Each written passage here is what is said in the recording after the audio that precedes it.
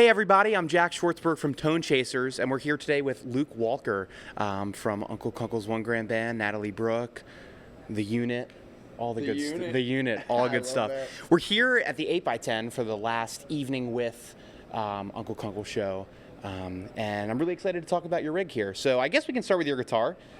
This is one I see you with a lot. So. Yeah, man, this is a cool PRS. Yeah. Maryland guy, love PRS. Right. What jam guy doesn't love PRS? But this one's really special. This one is actually owned by the Ketchmar family, who are good friends of us up in Bel Air, Maryland. Okay. And they hooked me up with this sweet amp and everything. But I went to their house and I saw this guitar in a case, and it was like really rusted and stuff. And I was like, man, you gotta let me clean that thing up and put some new screws on it and everything, and replace all the hardware and stuff. And it's really, it's like cut, it's built like a knife. It is so thin, and when I picked it up, it kind of was, you know, a little heavy and stuff. It felt like an older one. And then here on the pickups, it's inscribed 2011 PRS Experience, which I then learned was The tour, right? Yeah. Well, it's like, they do like those PRS Experience events, you know, where they build a bunch of guitars for them, and this was one of the guitars they built. I think they call it Maryland Crab Blue. I'm not sure. That's pretty sick. But you know, it's and it's got 5909 pickups in it, which don't come on the wall. Okay. You know, you're not going to pick up a PRS off the wall and find that. But they have a little bit more of like a high gain. I think they're supposed to model like a 1959 humbucker, and so they're a little more high gain, a little more bitey. Yeah. For like metal stuff, but when you play blues through it, it bites. Yeah, it's cool. That's sick. Lets me get my little Jimmy Herring kind of things out if I can, you know. That's sweet. So where are you keeping your position here? I see you on the neck pickup a lot, and I rarely see you go on the bridge unless it's for kind of a solo thing or whatever. Well, that's funny you say that. Yeah, I mean, like I have a 5-way on here. Okay. But I'm never going to use 5 when I'm playing live. In the studio, it's great. Right. You know, because you can make a PRS sound like every kind of guitar if you were smart and know what you're doing. But like, I'm either in the middle, up or down. But when I am taking a lead, like I for a while I was playing like a warmer, you know, maybe from like the Trey kind of stuff sound of like that warmer Deluxe Reverb, Tube Screamer kind of thing. And then slowly, as I got a little more confident with like my lines and stuff, you know, I hear guys like Jimmy Herring play, and they're flicking that thing back, and using the trem a lot and all that stuff. So I've been like going through that kind of era of it, and really liking more like that bright, pinchy, you know, kind of thing. And it's also like it's a pickup you have to have like the confidence to like play on, you know, because it's not as you can't cover anything up. Once you're out there, you're out there with that bright, thin tone, and I really like it. It's fun. So get a little bit of that wiry kind of slide thing going on. Yeah. Sweet. All right, and then amp. You mentioned Deluxe Reverb earlier. So just looks like a stock blackface Deluxe. Yeah. 65 reissue again from the Ketchmar family. Shout out to the Ketchmar family. My amp, I had a Carvin like tweed little 50-watt combo amp, and it blew up at Ramble. Okay. And like in the middle of the set, and we were playing like a late night set that night, so the Ketchmars like ran to their house 50 minutes down the road from Darlington, grabbed that thing, like stuck it on stage, and I played through it that night, and I was like, wow. I hadn't played through a Fender amp in a long time, and and then everywhere you go on the road, you know, everybody has one of these things. They're so good and warm, and the reverb tank in it is broken, but that's okay. Yeah, we'll get it fixed. Okay, so reverb's at 1, and then you're just using kind of a digital reverb I'm just using mod. Digital, but the reverb in it is, you know, really why you want it. Yeah. It's that nice Fender reverb. But dude, the Ketchmar sold me that thing for a really great price. It's like brand new. So thank you guys. Yeah. Appreciate it. Cool. And then I guess that takes us into the pedal board, where we start with an edition I first saw you with opening for Papadozio at Wrecker. Yeah, that was probably one of the first shows I had this thing, too. Because it was pretty noticeable that you're using it, which is pretty sweet. I was really happy to see a digital Whammy on the stage. So, let's talk about the mode you have it on. It looks like just octave. Yeah, I rock it on octave a lot, and then, of course, like the double octave to get those, like, Trey siren kind of things. Yeah, Ghost. And, I definitely do use it a little more than I love it. Maybe I should, but people like it, you know, it's fun. And I also really like what is it? Yeah, like the thirds setting on it. Okay. Can kind of make you sound like an absolute beast.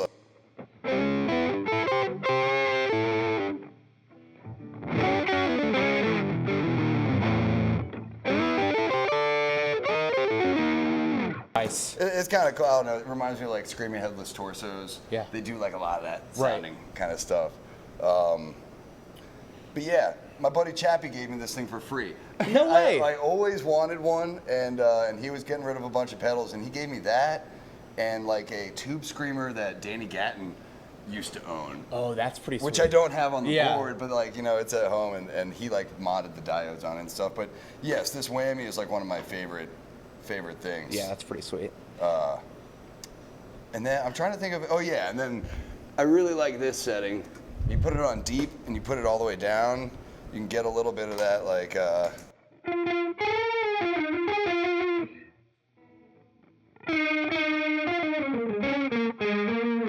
that's cool. Some of that stuff, and that's kind of like the first access to that kind of tone I've had. So I call it my SCO tone, but you know, right. Mike Stern, Schofield, yeah, all that stuff, you know. But that's great. I'm not, you know, all that, but it's fun. You know who is. Yeah, that's right. Cool. And then Crybaby Wah.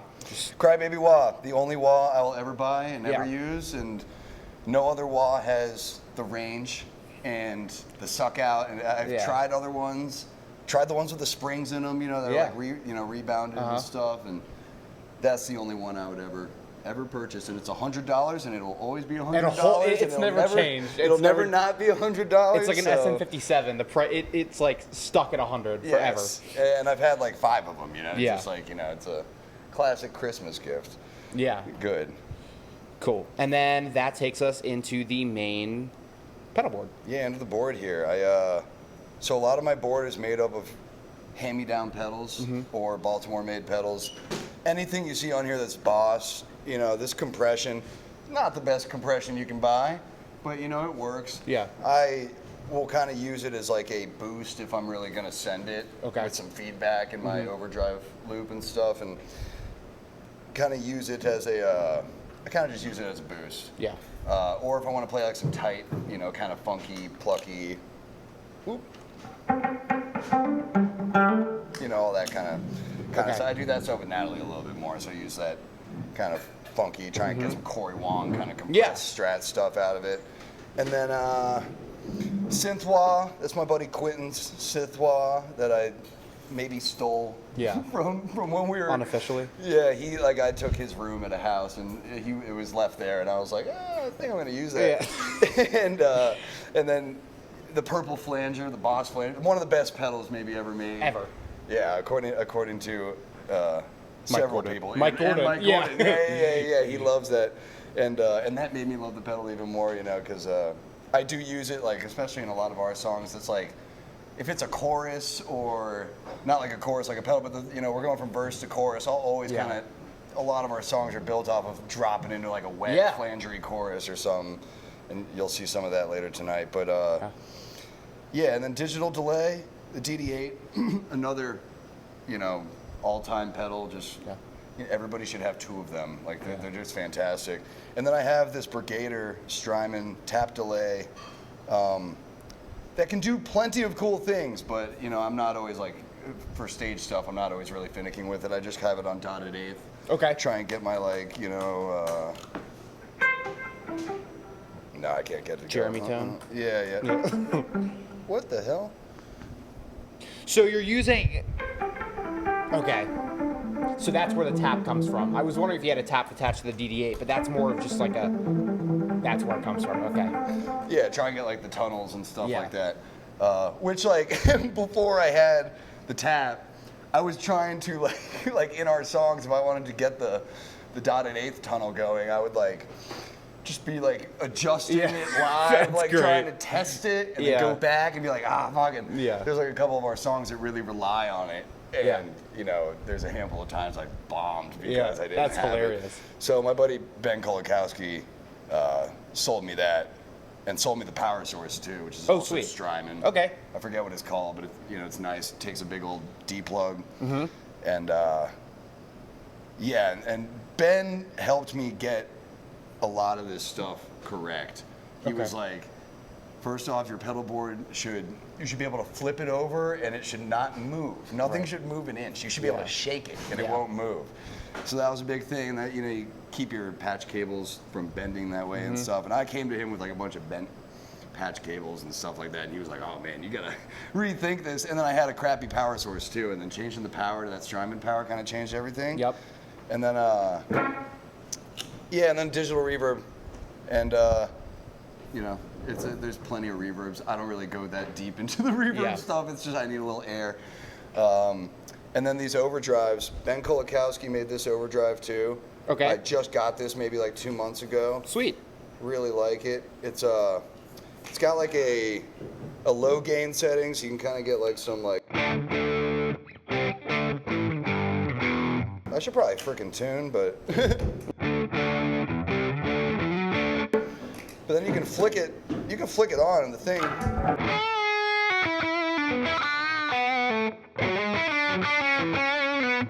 That's great. That's a great. Yeah, it's a great pedal. So now I'm trying to get him to make one with 2 switches so that I can have both, because both tones are so good, but it's such a small switch. I'm never going to toggle it live. So I actually just use that as like my clean boost. Okay. I use that. It's honestly a better gain than the one I use, but I use it as my clean boost because I haven't quite delved into it a lot. And then this pink pedal, Sam Cochran from Seven Teller gave me this one. Sweet. And it's a Baltimore-made pedal. It's made by Noise Kick FX, our friend Matt Zuckerman. Yeah, he's great. And he's the man. I have a Seinfeld pedal, which is like a prized possession of mine. Yeah. So this is his pedal, and he's amazing. He, like, anytime a knob breaks or something, he fixes it for free. And maybe I shouldn't advertise that. He fixes it in, like, you know, within a day and gets it back to me. And it's a Tube Screamer and then a Klon copy. Okay. And the Klon copy is like a little finicky just because it's, I don't know, it's old. And I don't turn it on too much, but that's pretty much, you know, if I'm playing overdrives, that's what I'm stacking is usually. Hold on, I got it too. Yes, this is like the main overdrive.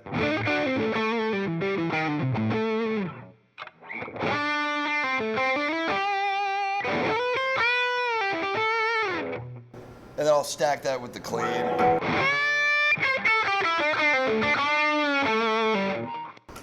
And it always, you know, a little bit of that, but that's what you got hands for. Right. And then rarely I'll stack the Klon with this one and kind of hollows out some of the ass that's on the Tube Screamer.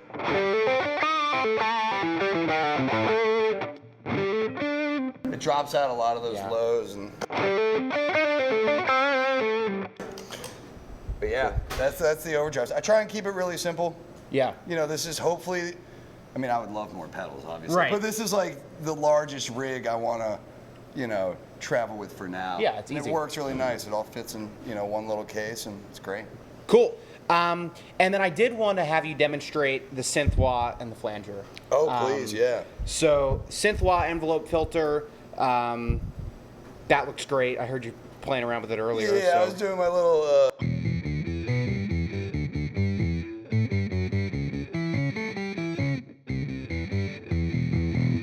Yeah. I sat down the other day and tried to learn that, but yeah, I rarely will use that much, but maybe like some stuff like that. It kind of sounds cool if you like. Yeah, like a talk box like keyboard player kind of effect if you're like really like zipping around on it. But it doesn't really pair well with any other pedals turned on. Okay. Maybe that's where I have it in the chain. I really just threw it on there because I had another effects pedal right there. But this flanger is like my best friend.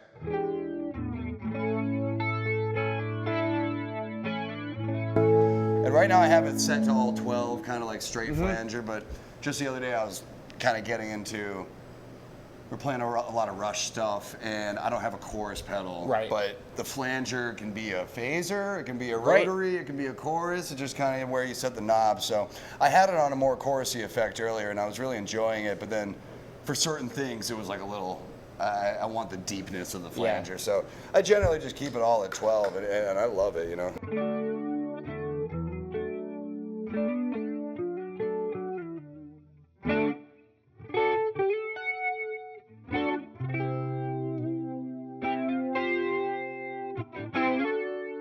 Yeah, and you're right in saying that.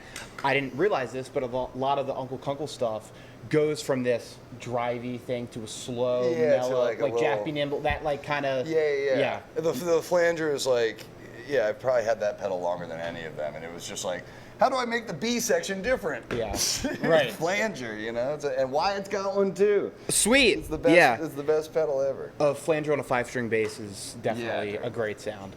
Absolutely. Cool. And then picks. I saw you got. This is really the important question. Hell yeah. Picks. I am a pick snob. Yeah. I mean, I try not to be, but yeah, but you can. I use I use these I used to use these Dunlop prime tone bluegrass picks with like the double beveled edge. That's what I use on a mandolin. They're fantastic. Yeah, I used them because I used to play a little mandolin, and now Wyatt's like the big mando guy. Yeah. So I kind of just give him all to him. He plays blue chips. Yeah.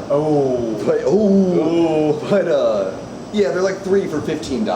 Yeah. So it's not very economic for the touring, aspect of it. I really love the double beveled edges and stuff, but I also like went through a phase of like trying to play a little faster and being like, oh, I need like a 2.5 millimeter pick. I need a 3 millimeter pick, you know. And I like the warmth and the roll that I can give you and stuff. But then I got back to these. It was like 1.5, and I was like, okay. And now I'm like, you know, my technique maybe got me back down to 1 millimeter, and so now I've been using these Dunlop Ultex 1 millimeter big triangles, and I could use anything like this. Like I have, you know, there's like a different one. As long as it's 1 millimeter and it's big triangle, the big triangle, like I tried to go back to regular picks the other day, and sometimes I teach lessons and I'll just pick up some random pick, and the big triangle just like taught me like loose grip, you know, just very not squeezing too hard. A lot of surface area for me to kind of rest my other fingers on, and you know, I don't know. I can get more out of the big triangle than I can with other ones. Yeah. So I really like. Yeah. Thanks for asking about. Yeah, I saw the big triangle ones. I was like, yeah. I just bought like 100 of these. Yeah. I'm very excited. Awesome. And then anything you want to promote? I know Natalie's got kind of a tour coming up. You guys are doing High Natalie's Fade. on the road. We're gonna do a bunch of dates with High Fade, which is badass. We hung out with them at Ramble and just like had a late night with them. Cool. They were like, you guys are fun, man. So maybe, you know, that paid off. Yeah. And Natalie's gonna be playing at the 8x10. I don't know when this will be up, but she's playing like, I think next week. On Saturday? When's Natalie playing here, April Abigail? 25th. Next Saturday. Yeah, next Saturday. So yeah, that'll be fun. I'll be here. I'll be stage right that time. Excellent. And yeah, she's always on the road, so you know, go to her website, find her dates and stuff. Please. We play when we can. Yeah, that's great. All right, Luke, thank you so much for joining us. We really appreciate it. Thank you, dude. It's been a appreciate pleasure. it. I hope I was knowledgeable enough. Totally, totally. Loved it. Sweet. Luke, I'd be upset to not talk about your toolbox here. My cool chest? Yeah, let's see it. I found this when we were demolishing the walls of a home, and I wanted to keep it, and it fits everything. Wow. I might need picks, tape, backup little mini pedals, noise gate, steel wool. If you're a real one, you have. You know what the steel wool's for. And yeah, contact cleaner, metronome, strings on strings, slinky for life, cutters, all my truss tools, everything you need to set up a guitar. Who's to say musicians aren't organized? That's right. Phenomenal. That's right, man. You gotta have it once, you know. Yeah. Start doing the road, you get screwed if you don't have that.